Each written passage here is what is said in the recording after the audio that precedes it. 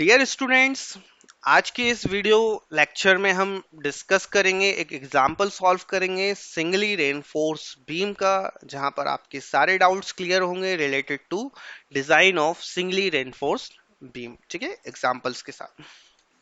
तो स्टार्ट करते हैं हम अपने एग्जांपल के साथ। सो a rectangular reinforced concrete beam is simply supported on two masonry wall 230 mm thick and 6 meter apart center to center. The beam is carrying an imposed load of 15 kilonewton per meter. Design the beam with all necessary checks. Use M25 concrete and Fe415 steel. ठीक है। Generally आपको design के case में आपको length ही पता होती है और सपोर्ट्स वगैरह आपको पता होता है, और grade of steel and grade of concrete आप खुद से डिसाइड करते हैं। इसके अलावा आपको और कोई डेटा रिक्वायर नहीं होता है। लाइव लोड आप चाहे तो कैलकुलेट कर सकते हैं, या आप डायरेक्टली आपको वैल्यूज गिवन होगी। ठीक है, तो यहाँ हम स्टार्ट करते हैं। फर्स्ट हमारा स्टेप्स रहेगा डिजाइन कांस्टेंट्स का। मैं इन्हें कांस्टेंट्स इसलिए कहता हूँ क्योंकि ये value through out the design क्या होती है, हम इनको सेम यूज करते हैं। ठीक है, जैसे कि हम बात करें कैरेक्टरिस्टिक स्ट्रेंथ की, तो वो हमारी M25 ग्रेड के लिए कितनी हो जाती है, 25 न्यूटन पर mm स्क्वायर। इसी तरीके से Fe415 ग्रेड स्टील के लिए कितनी हो जाती है, 415 न्यूटन पर mm स्क्वायर। इसी तरीके से हमें आईएस कोड में पेज नंबर 70 से फाइंड आउट होगा कि एक्स मैक्स अपॉन डी का रेशियो Fe415 ग्रेड के लिए 0.48 होता है। और इसी तरीके से अगर हम लिमिटिंग मोमेंट की बात करेंगे तो ये Fe415 ग्रेड के लिए कितना होता है, बैलेंस कंडीशन में 0.138 एफसी के बीडी स्क्वायर।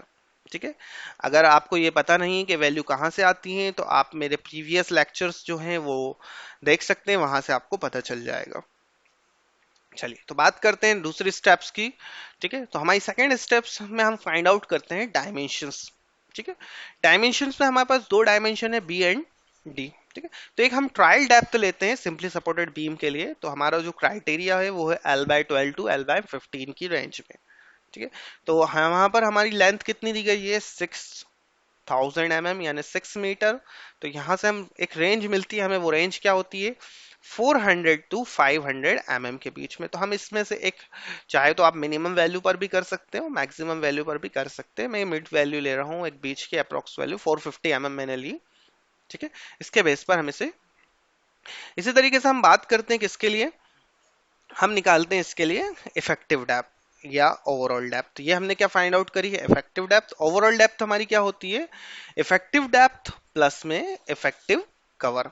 तो इस केस में हम इफेक्टिव कवर कितना एज्यूम कर रहे हैं, 50 mm एज्यूम कर रहे हैं। तो हमारी ओवरऑल डेप्थ कितनी हो जाएगी, 500 mm।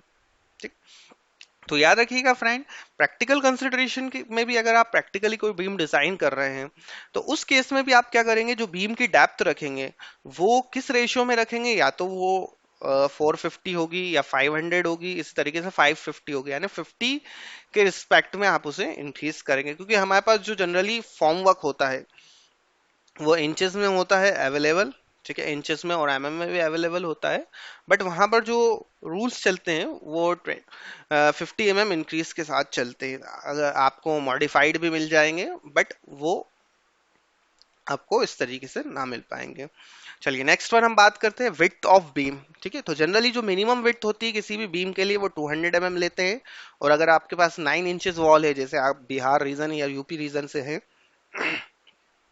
तो वहां पर जो मिनिमम विड्थ तो वॉल होती है 8 इंचेस वॉल जो यहाँ पर होती है, वहां पर 9 इंचेस होती है due to the size of brick vary करने की वजह से। तो हम उस केस में 230 mm लेते हैं, लेकिन यहाँ पर हम जो क्राइटेरिया फॉलो करेंगे वो D/2 से लेकर D/3 की रेंज में लेंगे। तो यहाँ पर हमें रेंज मिलती है 250 से लेकर 166.7। आप 200 भी ले सकते थे, 230 भी ले सकते थे, लेकिन मैं यहाँ पर कितना ले रहा हूँ, 250 mm ले रहा हूँ। चलिए, नेक्स्ट वन हम यहाँ पर फाइंड आउट करते हैं इफेक्टिव लेंथ। ठीक है, तो यहाँ पर सिंपली सपोर्टेड बीम के केस में, जैसे कि हमने कोड में डिस्कस भी करा था इस लास्ट लेक्चर वीडियो सेशन में, आप वहां देख सकते हैं कि जो इफेक्टिव लेंथ होती है उसके लिए हमारे पास दो क्राइटेरिया है, यानी L plus support bye 2 support bye 2। ठीक है, तो ऑलरेडी हमें क्वेश्चन में सेंटर टू सेंटर डिस्टेंस दी गई है, वो कितनी है, 6000 mm। ठीक है, और दूसरा क्राइटेरिया क्या है हमारा, एल प्लस इफेक्टिव डेप्थ। तो अभी हमने इफेक्टिव डेप्थ कितनी निकाली है, 450, और अगर हम इसका क्लियर स्पान निकालेंगे तो क्लियर स्पान हमारा 5700 है। अगर आपको ये समझ में नहीं आया 5700 कहाँ से आया तो कमेंट करके मुझे जरूर बताइएगा, हम डिस्कस करेंगे। तो 5700 प्लस 450 ये कितना हो जाएगा 6220 mm। तो इन दोनों में से लीस्ट वैल्यू हमारी क्या आ रही है 6000 mm, तो हम सेलेक्ट क्या करेंगे 6000 mm। डन। चलिए, तो आफ्टर डायमेंशन हम क्या निकाल सकते हैं, लोड्स को कैलकुलेट कर सकते हैं। ठीक है, तो लोड में जो जनरली बीम के केस में होते हैं दो ही लोड होते हैं, एक होता है सेल्फ वेट और दूसरा होता है इम्पोज लोड और लाइव लोड। तो सेल्फ वेट जो होगा हम यूनिट वेट के, कंक्रीट के यूनिट वेट के रिस्पेक्ट में निकालेंगे। ठीक है, तो यहाँ पर हमारा सेल्फ वेट हो जाएगा बी मल्टीप्लाई बाय डी, यानी cross sectional area multiply by unit weight of concrete. ठीक है, तो यहाँ से हमारी वैल्यू आती है, वैल्यू पुट करने के बाद 3.125 किलो न्यूटन पर मीटर।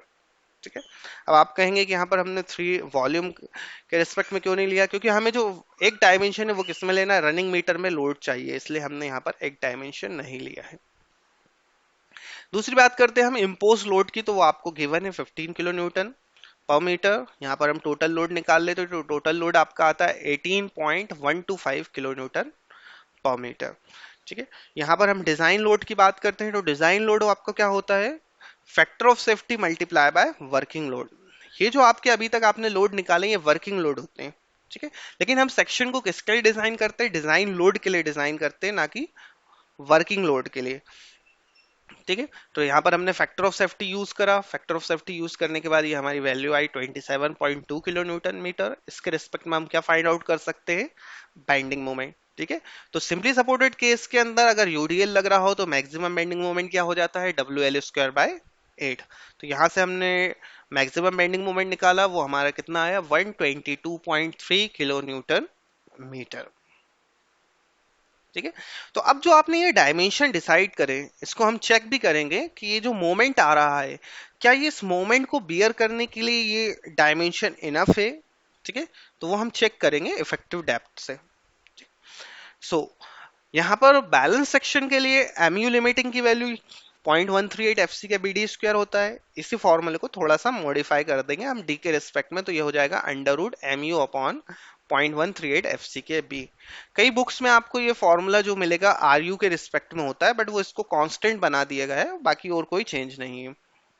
ठीक है, तो यहाँ से हम डी रिक्वायर्ड फाइंड आउट करते हैं और हमारे मोमेंट की वैल्यू पुट करते हैं और यहाँ से हम निकालते हैं। तो यहाँ पर देखिए रिक्वायर्ड डेप्थ है 376 और हमने प्रोवाइड कितनी करी है 450 mm।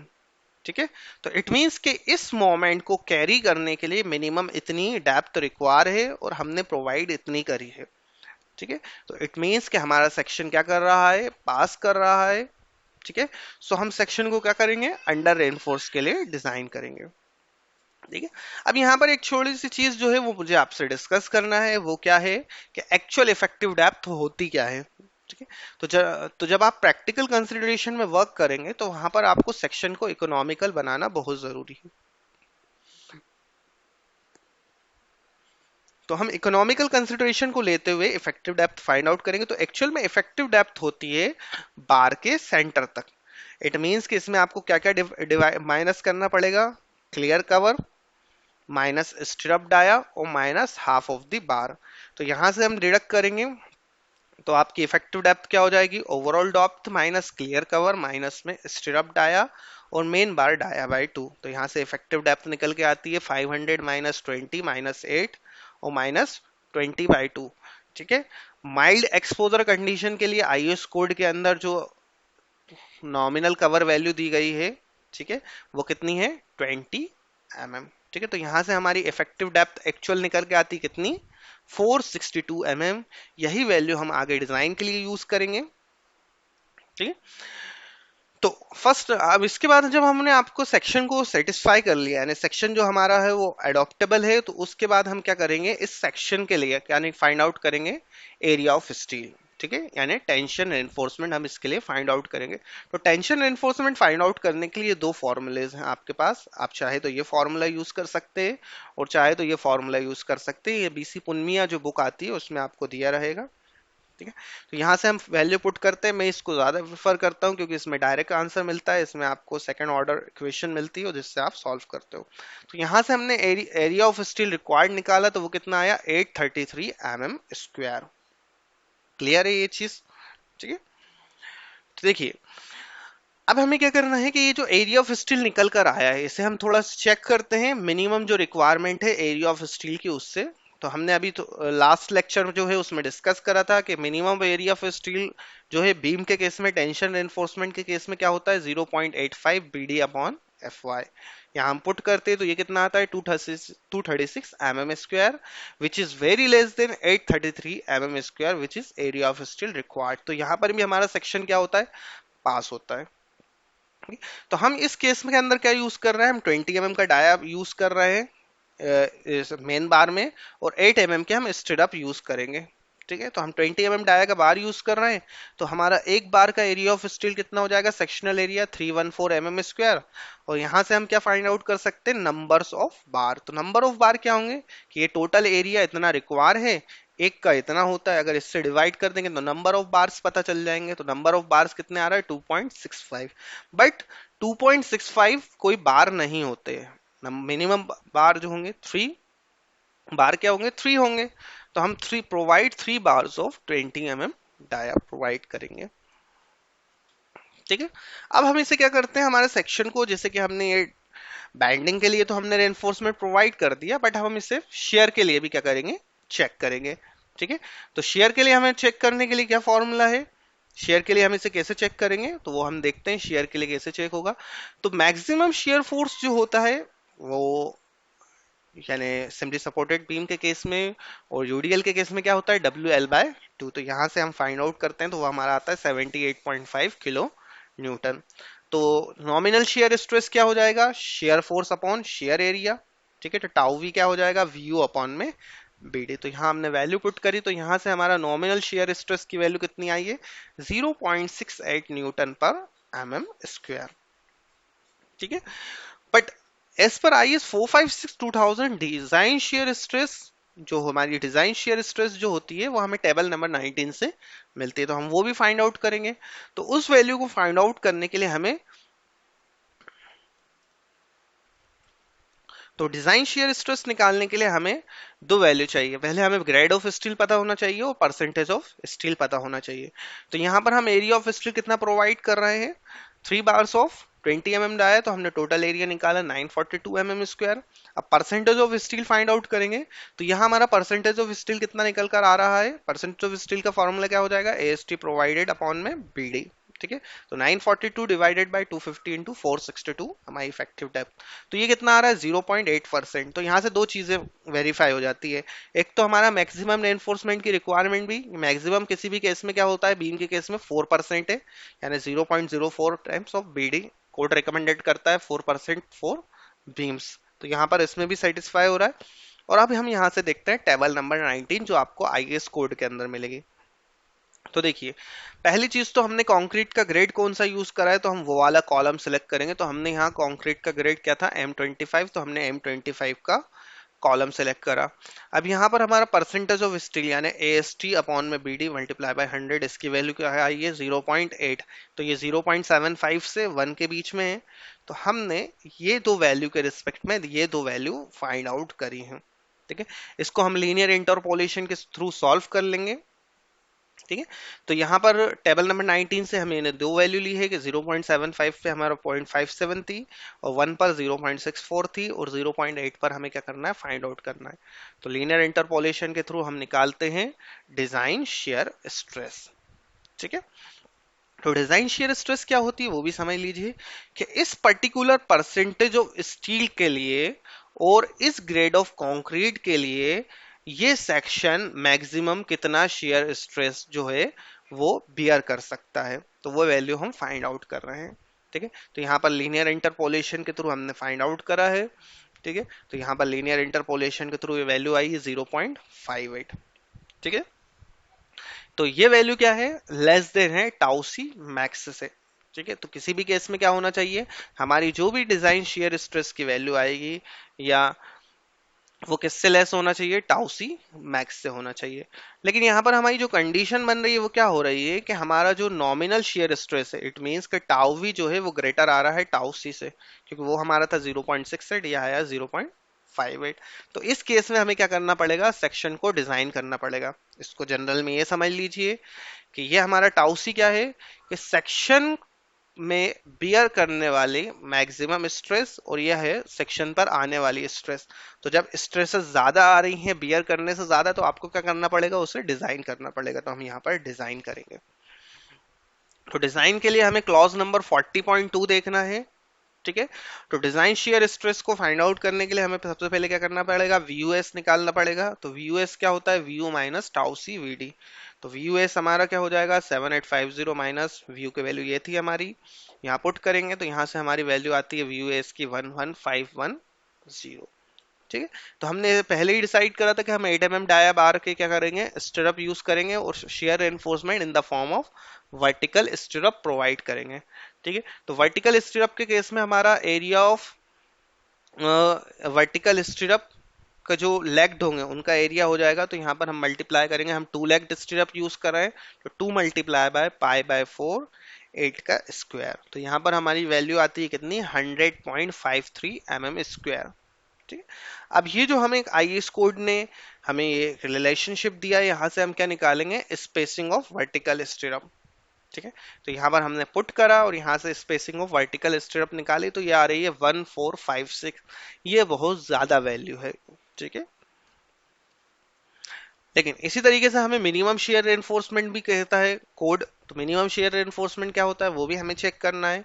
ठीक है, कि किसी भी केस में मिनिमम शेयर रेनफोर्समेंट इससे कम नहीं होना चाहिए। तो हम इस रिलेशनशिप से फाइंड आउट करेंगे। तो इस रिलेशनशिप में हमने पुट करा, तो यहाँ से वैल्यू कितनी आई है, 362 mm। ये थोड़ी वैल्यू कम है एज पर डिजाइन शेयर। तो देखिए हमारा स्पेसिंग जो होती है वो हम उसके लिए हमें आईएस कोड ने क्राइटेरियाज दिए गए हैं कि वो किसी भी केस के अंदर इन वैल्यूज से ज्यादा नहीं हो सकती। For example 0.75 times of D, यानी 75% ऑफ द डी। ठीक है। मैक्सिमम ऑफ 300 mm, ये आपकी कैलकुलेटेड। इनमें से जो वैल्यू लीस्ट वैल्यू होगी वो सिलेक्ट करेंगे। तो इस केस में लीस्ट वैल्यू क्या है, 300 mm।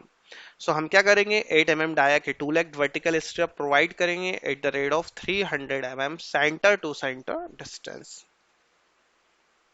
तो यहां पर हम देखते हैं लास्ट जो है कि यहाँ पर हमारा डिजाइन पार्ट जो होता है वो कंप्लीट होता है, बट जो चेक्स होते हैं वो अभी रिमेनिंग है।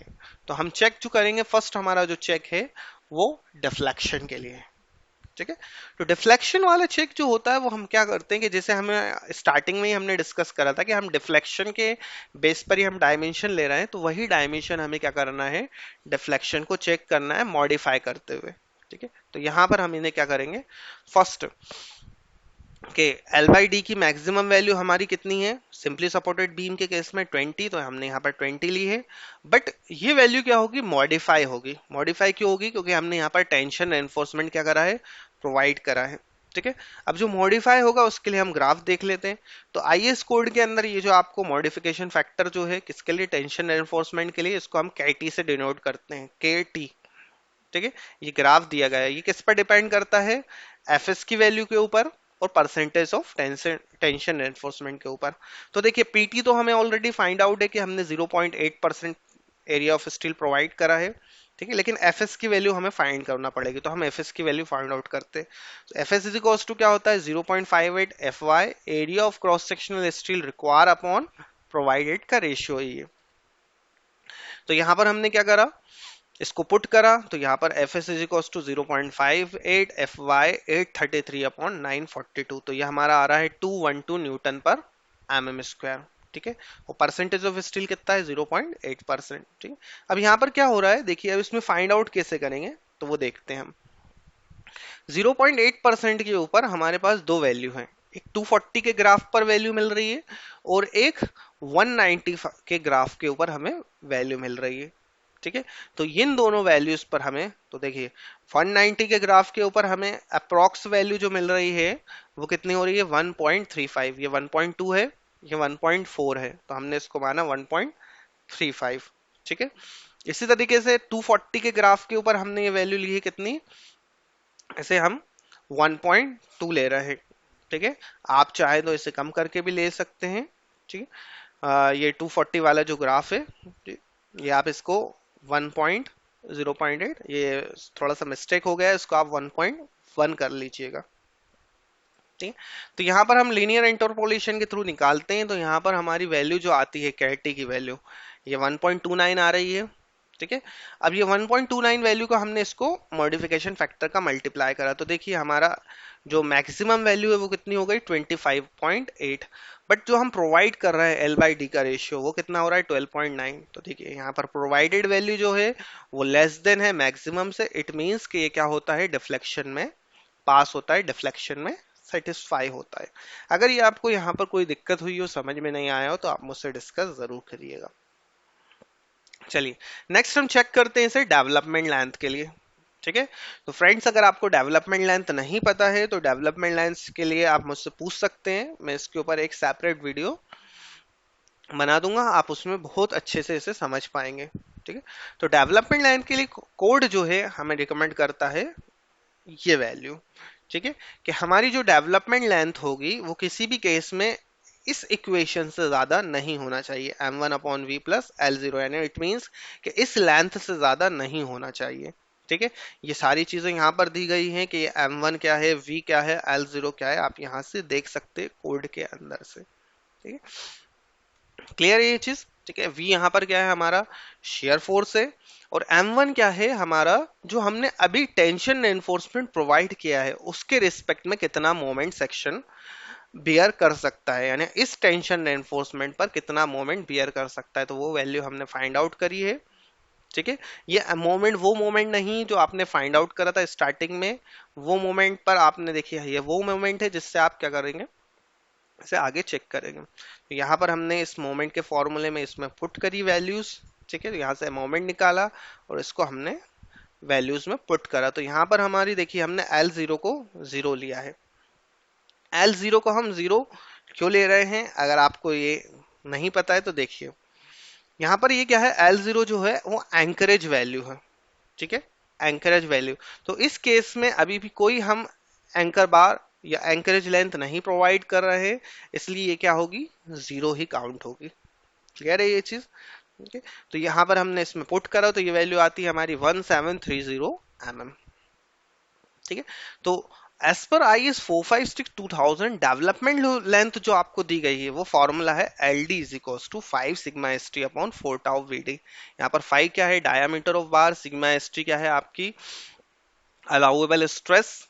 ठीक है, इसी तरीके से टाउ BD क्या है बॉन्ड स्ट्रेस। ठीक है, तो बॉन्ड स्ट्रेस जो होती है वो आपको मिलेगी IS कोड में क्लॉज नंबर 26.2.1.1, वहां पर आपको बॉन्ड स्ट्रेस के लिए अलग अलग ग्रेड के लिए वैल्यू दी गई है। तो फॉर एग्जांपल हम क्या यूज कर रहे हैं M25, तो उस केस में क्या हो जाएगी 1.4। ठीक है, लेकिन अगर आप डिफॉर्म्ड बार यूज कर रहे हैं तो ये वैल्यू कितनी इंक्रीज करना पड़ेगी, ये सारी वैल्यू 60% इंक्रीज करना पड़ेगी। तो यहाँ हम HYSD बार यूज कर रहे हैं, इसलिए हम इस वैल्यू को कितना इंक्रीज कर देंगे 60%, यानी 1.6 से मल्टीप्लाई करेंगे। तो यहां से हमने डेवलपमेंट लेंथ की वैल्यू निकाली, तो ये कितनी आई 805.9। ठीक है, तो यहां पर देखिए हमारी डेवलपमेंट लेंथ जो है इस लेंथ से क्या आ रही है, कम आ रही है, इट मींस कि ये कोडल रिक्वायरमेंट को क्या कर रहा है, सेटिस्फाई कर रहा है। ठीक है, तो डिजाइन पार्ट के अंदर आपका जो डिजाइन पार्ट है उसमें जो नेसेसरी चेक्स है उनमें बेसिकली ये चेक है, इसके बाद कुछ कर्टेलमेंट भी होते हैं, तो अगर आपको वो भी समझना है प्रैक्टिकल कंसिडरेशन के ऊपर तो आप मुझे जरूर बताइएगा, हम उसे भी डिस्कस करेंगे। तो यहाँ पर हम डिजाइन डिटेल्स देखते हैं। डिजाइन डिटेल्स में देखिए हम कुछ इस तरीके से डिजाइन डिटेल्स को रिप्रेजेंट करते हैं। ठीक, तो यहाँ पर हमने जो मेन बार है हमारे वो 320 mm डाया के हमने मेन बार प्रोवाइड करे हैं, और 2 हमने हैंगर बार प्रोवाइड करे हैं। हैंगर बार क्यों होते हैं कि अगर आप ये स्टिरप्स में ऊपर बार नहीं प्रोवाइड करेंगे तो स्टिरप्स स्टेबल नहीं होंगे। ठीक है, तो मिनिमम आपको 10 mm का 2 बार प्रोवाइड करना पड़ते हैं एज अ हैंगर बार, जिनका हम हैंगर बार बोलते हैं। ठीक है, तो ये हमने 2 बार प्रोवाइड करे। इसी तरीके से 8 mm डाया कि हमने स्टिरप्स यूज करी है 2 लेग्ड, और इनकी स्पेसिंग कितनी है सेंटर टू सेंटर 300 mm। तो इस तरीके से हम क्या करते हैं डेटा को रिप्रेजेंट करते हैं। सो क्लियर स्टूडेंट्स, अगर आपके कोई भी डाउट्स हों, क्वेश्चंस हों, ठीक है, तो आप वो मुझसे ज़रूर डिस्कस करिएगा। आप कमेंट सेक्शन में भी बता सकते हैं, आप पर्सनली मुझे मैसेज भी कर सकते हैं, या हमारे ऑफिशियल ग्रुप जो है उसमें भी डिस्कस कर सकते हैं। ठीक है, thank you, have a nice day. Stay home, stay safe.